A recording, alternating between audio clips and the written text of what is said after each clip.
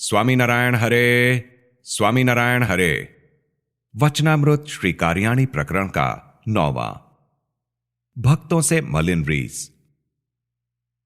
संवत 1877 में कार्तिक शुक्ला पंचमी 10 नवंबर 1820 को स्वामी श्री सहजानंद जी महाराज श्री कार्याणी ग्राम स्थित वस्ता खाचर के राजभवन में उत्तरी द्वार के कमरे के बरामदे में पलंग पर विराजमान थे।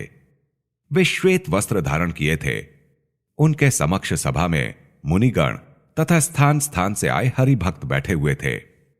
उस समय श्रीजी महाराज ने नित्यानंद स्वामी तथा ब्रह्मानंद स्वामी से प्रश्न किया कि जिसके हृदय में ऐसी मलिन रीस रहती हो कि किसी के साथ गांठ पड़ जाए तो उसके साथ गांठ बनाए रखे और भैंसे की भांति रीस रखा करे, ऐसा जो हो उसे साधु कहा जाए या नहीं?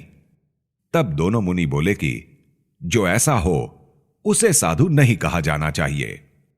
फिर मुक्तानंद स्वामी ने प्रश्न किया कि हे महाराज, भगवान के जिस भक्त के हृदय में किसी भगवदीय का अवगुण दिखाई देता हो तथा उसी कारण उस भगवत भक्त पर रीस भी रहती हो, तो उस अवगुण को मिटा देने का कौन सा उपाय है? तब श्रीजी महाराज बोले, जिसके हृदय में भगवान की भक्ति हो एवं जो भगवान की महिमा जानता हो, उसे तो भगवान के भक्त में अवगुण दिखाई ही नहीं पड़ेगा तथा भक्त के साथ रीस की ग्रंथि बनेगी ही नहीं। जैसे उद्धव जी यदि भगवान की महिमा को समझते थे तो उन्होंने ऐसा वर मांगा कि इन गोपियों की चरण रज के अधिकारी इस वृंदावन में लता, तृणों और गुच्छों में से मैं भी कोई हो जाऊं। और श्री कृष्ण भगवान ने बलदेव जी से कहा है कि वृंदावन स्थित वृक्ष, पक्षी तथा मृग आदि अत्यंत महाभाग्यशाली हैं। तथा ब्रह्मा ने भी श्री कृष्ण भगवान से यह वर मांगा है कि हे प्रभु, इस जन्म में अथवा पशु पक्षी के जन्म में मैं आपके दासों के बीच रहकर आपके चरणा रविंदों की सेवा करता रहूं, ऐसा मेरा महान भाग्य हो। अतः जब कोई पुरुष भगवान के भक्त की ऐसी महिमा समझ लेता है, तब उसके भीतर भगवत भक्त के प्रति कभी भी अवगुण की ग्रंथि नहीं बनती तथा अपने इष्ट देव जो प्रत्यक्ष भगवान हैं, उनके भक्त में कोई अल्पदोष होगा भी तो महिमा समझने वाले की दृष्टि उस दोष पर जाती ही नहीं।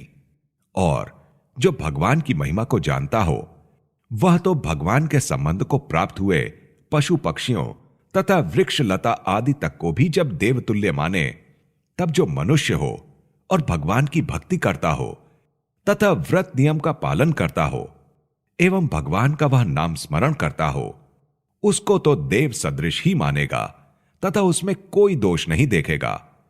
इसके लिए कहना ही क्या। अतः जो पुरुष भगवान की महिमा को समझता है, उसका भगवान के भक्त के साथ कभी वैर नहीं होता, परंतु जो भगवान के महात्म्य को नहीं जानता, उसका भगवत भक्त के साथ वैर जरूर हो जाता है।